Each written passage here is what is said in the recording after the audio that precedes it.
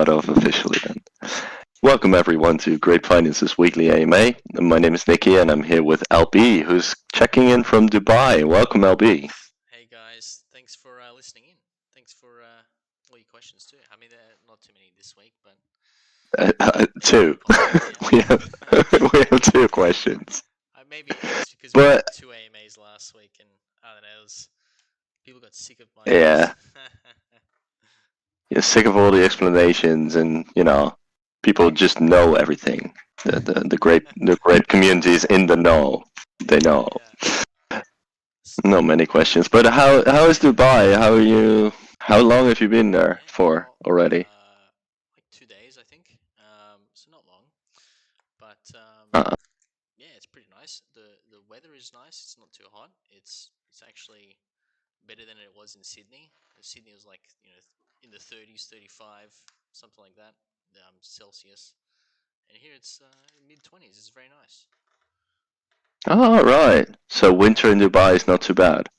No, no, it's actually very pleasant, and Hmm. it's pretty nice. Things are quite expensive, but that's kind of like, I guess, what you expect. Yeah. What do you expect with all the sheiks around? Yeah, exactly. Yeah. Okay, cool. And when you're there for some events, so when's your first one? Well, the first one is next weekend. Oh no, it's All right. Monday, Tuesday. Not this coming week, the week after. I arrived a bit early All because right. I used points to fly in, Amex points, and they didn't have any flights available the following week, so I just thought I might as well. If I'm going to use the points, may as well come in whenever they're available. So So you saved a lot of money on the flight only to spend it on the stay, but yeah, that's cool. that's true. That's true. That's cool though. At least you get to enjoy the country you visit a little. Yeah, That's yeah. that's Don't have to a lot rush better around. than just going there for the event. Yeah, nice. Well, happy to hear that. Happy to hear you arrived safely and that you seem to be enjoying stuff. That's aside from it being expensive, so that's good. Yeah. We'd love to hear what the event does for you. We should definitely bring that up to AMAs from now. Yeah, definitely. We'll discuss it, and there'll be another two events in March as well. Yeah. Also, now that you're in a more convenient time zone, Mm. maybe no, next week we could do a different time so that the Americans can be there as well. Yeah, yeah, yeah. Okay, but I didn't know that now. Um, cool. Let's go to the AMA questions. There are only two, so and both are what I would say constitutes to financial advice. So, do you have your license? No. Now, the thing is, we are going to answer that question because we answer every question, but please be aware that it's just our view, right? We just make the protocol and we hope it does well. That's sort of like the way we work, and it's up to the investors to actually invest. Yeah. So, but that said, these two questions. The first one is Peter Flea. The second one is also Peter Flea, but on a different account. Um, First one is YoFam been compounding daily in Solero and Soda Press for 6 months. At what point do I let it ride? And by that he means leave and neither compound nor claim, so that I can claim at some point. Or do we just compound forever? Any insight I would appreciate. Also, when Vinium rewards, or are we a bull market away? Yeah. So I guess uh, not financial advice, but strategy for the presses is to sit in the pool for as long as possible, because that's kind of they don't work like nodes where you kind of can claim regularly and they don't really impact um, your balance, like and technically in nodes you kind of it's in nodes it's very PvP where you're almost incentivized to claim often because you're versing other people basically. But in the presses, it's more um, you're more incentivized to sit in the pool and kind of do nothing for as long as you see fit. Because so what happens when you deposit into the press is that your deposit is turned into shares, and so you get a fixed amount of shares, and it's based on an exchange rate at that point in time, and that exchange rate continually increases over time. So it works kind of similar to Grape in that sort of mechanism where every deposit, every claim, there's a small tax on it, and that tax adds to the backing price and increases the exchange rate, in other words, of the shares. So if the idea there is you want to keep your shares in the pool for as long as possible, because that you'll be able to claim those shares for a larger underlying token LP or S vintage once you decide to claim. But the the problem with just claiming continuously, like in a node, for instance, is every time you claim, you remove your shares from the pool. You remove a certain number of shares from the pool, and so then that decreases how much, like how many shares you have in the pool, and then therefore decreases how much you can earn, or it's cutting the shares out of the pool. So in other words, you're basically claiming that exchange rate at that point in time. Whereas in the ideal strategy really is you deposit, you let it sit in there for a while, and when you want to exit completely, like you want to completely take profit and exit the press, then you do one claim. You wait until all your shares are pending, which is different on each press too. Um, and on the Solera and Soda presses, if you compound, it increases the speed at which you get your shares back. So there's a couple different things you can do, but the idea with the presses is sit in the pool for as long as possible, and then exit, claim when you want to exit completely. Um, but the longer you're in the pool, the more LP, the more S vintage you'll get from those shares.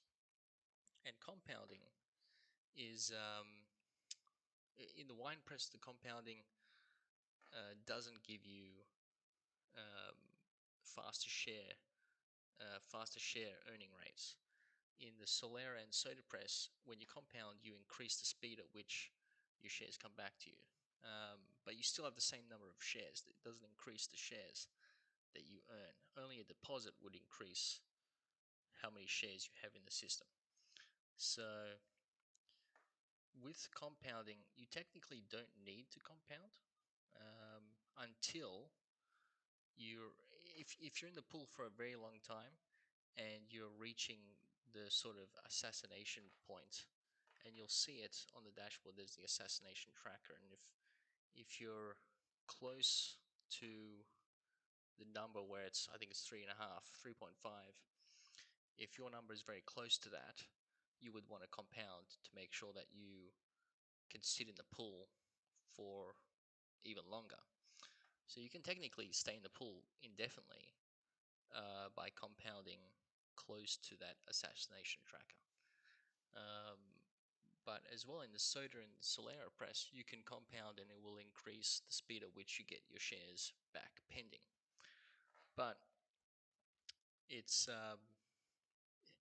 once you claim and all your shares are pending, and then you claim. So we'll start that again. If all your shares are pending, and you'll see this on the dashboard too, there's a remaining shares number, and then there's a pending shares number. And if they're the same, then you have all your shares pending for claim. So if you claim at that point in time, then you'll be removed from the pool. So you'd want to do that obviously when you want to actually exit and claim the LP underlying or the underlying tokens. But you can sit there indefinitely and just compound when you're close to the assassination tracker, and sit there until token prices increase, or you feel like there's a good time to exit, and then you can claim all your shares and exit. And I've seen a few people have done this where they claim and then they redeposit that amount. And I would definitely recommend against doing that, because you essentially are taking a loss, because you get there's a 10% claim fee, so you're losing 10%, and then there's another 10% deposit fee, so you're losing essentially 20% by using that strategy. So I would definitely recommend against that strategy. The best strategy really is deposit, sit in the pool for as long as possible. You can compound every now and then just to make sure that you don't get assassinated. And when you want to exit, say, sit there for a month, 2 months, maybe 3 months, maybe even longer if you Then exit all at once. yeah, then exit all at once, and you'll get all your shares in one go, but you'll leave your shares in the pool to accumulate value. So if you claim regularly, you're cutting your earnings um, Yeah, short. right. Okay, that's a long answer, but it's pretty clear. Yeah, So basically, gone around just a bit around it. stay in as long as possible. Compound for 2 of the 3 presses. So all but the wine one. Compound to make it go faster, and then once everything, all of the shares are back as rewards, then claim all at once and do something with it. That's basically the advice.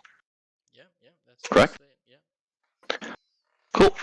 Then we move on to the second question. Yofam, same flea with a P phone account. I wanted to get your thoughts on the best token in ecosystem, I think, for a possible 10 to 20x. Would that be wine still? And not financial advice, but just wonder where to place the drive for bull. Thanks, team. Yeah, well, that's speculation, isn't it? Um, I would say that, yeah, go ahead.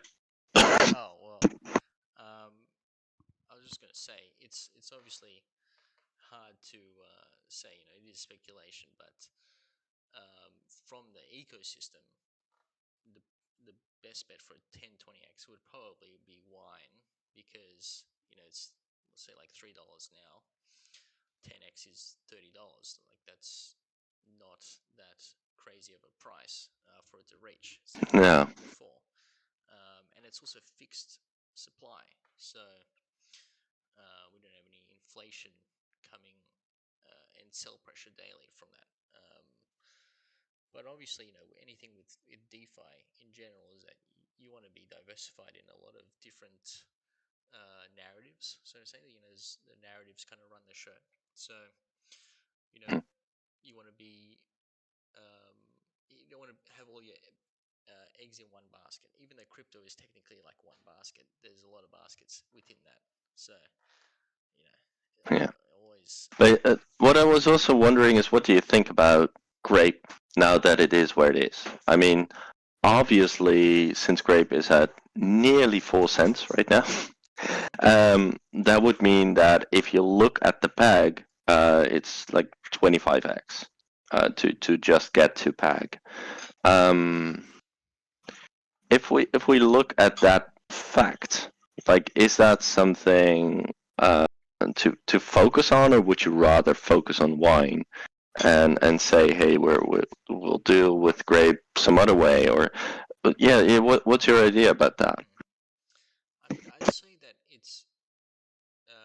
I mean, it is 25x to the peg $1, but I guess the the difference to wine is that it's would be more difficult to get there, mainly because there's a lot more loose grape. There's more liquidity, which means that it's requires more buying pressure to get there. Um, and usually when we on a peg, if it pumps a lot, you're going to have a lot of swing traders coming in that Yeah. will take profits. Obviously nowhere near the peg, because even a 10x from here is 40 cents. That's quite a lot. Um, so Mm. there are certain challenges with that, with which you technically don't have with wine, because it's a share token. It doesn't have a peg, so to say. It doesn't have somewhere that, and less liquidity too. And if we implement revenue share with that, then there's an intrinsic value behind it too, um, which you can put it as like a price per share, almost like you would a stock, you could say. So, I mean, it's definitely possible, but I just say that it would be more difficult than wine, for Yeah. a large multiplier. All right. I get that. So wine would be the way to go primarily. That's not to say that the grape, of course, can create X grape, which it has its own value, can be borrowed against. Um, but wine would be the highest chance play right now for this 10-20x. I do get that because yeah, 10x is only $30. Wine has been that Hmm. and well past that, so um, And shouldn't be too hard, I would say. And it has low liquidity, so it should rise as well, rise quickly as well. yeah, yeah. And I think Um, I missed the Vinium rewards question, that he also oh, asked. I'm sorry. Yeah, so Vinium rewards, I'm guessing that's wine revenue share, or maybe the Vini token rewards from deposits, whatnot. But to answer that, would be come at roughly the same time. So we're probably, when we're going to launch the token, which will incentivize liquidity in the Vinium platform as well, which will, in other words, increase the deposits and the borrows, and then therefore increase the revenue from the platform as well. So that's kind of that idea there, and that will come once we're established on Arbitrum and BSC, which we've actually already deployed on, but we're about to finalize that and make it go, so open it to the public, and then we're probably a couple months away from launching a token, maybe a few months, depending on market and how that's going, whether it's a good time or not to launch a token. But we'll still go multi-chain, obviously.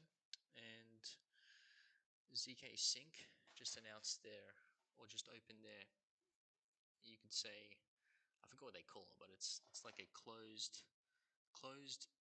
developers mainnet, um, where developers can now launch their projects on the mainnet, but it's closed. It's closed for the public, so to say. So we will be implementing that, going there, now that they have the mainnet open, and then they'll open the mainnet for the public, I think, in a few months. So it may be a good time to um, launch token around that time too, but we'll see exactly timeline. But that's probably what we're looking at, a few months for token, and Awesome. therefore, I guess, Vinium rewards bringing out, because then we'll have some actual TVL that can bring out proper rewards that are not just like $5, $10. You know what I mean? Right. Okay.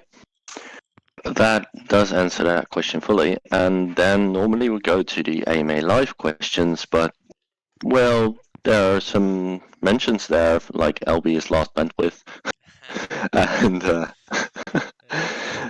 and that gold thing about LB is the goat, so maybe you choose the wires too. I love that one. And one more thing is Dan the Man Needs Skill says, enjoying the new badges thanks to Taz Yes, and the yes, team. yes. Well, thanks for that shout out. The Other winemaker than that, badges. we don't really have a lot. Hmm. Yeah, well, I guess So, it's kind of a quiet period um, yeah, it's okay. in the market and right now for us too. But we're working behind the scenes and basically getting infrastructure ready so that we can roll out some cool things. That's also why I'm going to these Yeah. conferences because one of the things we need is obviously liquidity. We've talked to spoken to a few I guess you could call them funds or like market makers. Hmm. And so we have some good contacts there that we can leverage, especially when we launch the token 2, um, All right. to increase liquidity, to possibly also invest in the platform. So Yeah. that's something as well, and that's also partly why I'm going to these conferences to kind of network with people like that too. Um, Mhm. yeah, so there's definitely a lot happening behind the scenes, and we're also Good stuff. unveiling a bit of a plan with Grape going forward, and Mhm. we want to tap into the. Um, we technically already have a casino. We actually have like 3 casinos. It's kind of funny. But we want to tap into that kind of narrative that's coming out now, which actually makes a lot of sense. But we kind of really fit in. We've really already set in stone there anyway. Like we already have the infrastructure laid out. So Mhm. partly that's coming, partly with like a white label platform that we have for a sort of casino system with some other betting and pari-mutuel betting too. Um, and so that'll be cool. I think that'll be cool and a good way to also almost incentivize liquidity without having to have some token inflation. We can actually provide real yield there. So Yeah. that's another thing that we'll unveil very shortly. Pretty cool. And the last question will be Neat Raisin at the finish line is asking, what's next for Winemaker? Are we getting any more auctions soon? And are any new skills being released soon? Yeah, we're going to do. We'll start with the auction. We're going to do an auction. I'll probably announce that like today. It's been on the back burner the last week. I've had a couple of things to sort out personal wise, but going to launch a new round of auctions for the Corkers. Um, they'll be same as last time, and then there'll be another round of auctions for the Corkers, which will come following that, maybe in a couple of weeks' time. That will have some burn mechanisms for existing tools so that we can mint that out as well, mint out the existing tools, and decrease supply as well. That would be kind of the idea there. But in terms of winemaker as a whole, I don't want to do too much smaller things right now for winemaker because we're actually uh, making a whole plan. Like we're making it essentially kind of a whole new game um, that will take us forward with winemaker so that it's a little bit more adaptable, or flexible is the word that we can build on top of, and um, the mechanics will be slightly different.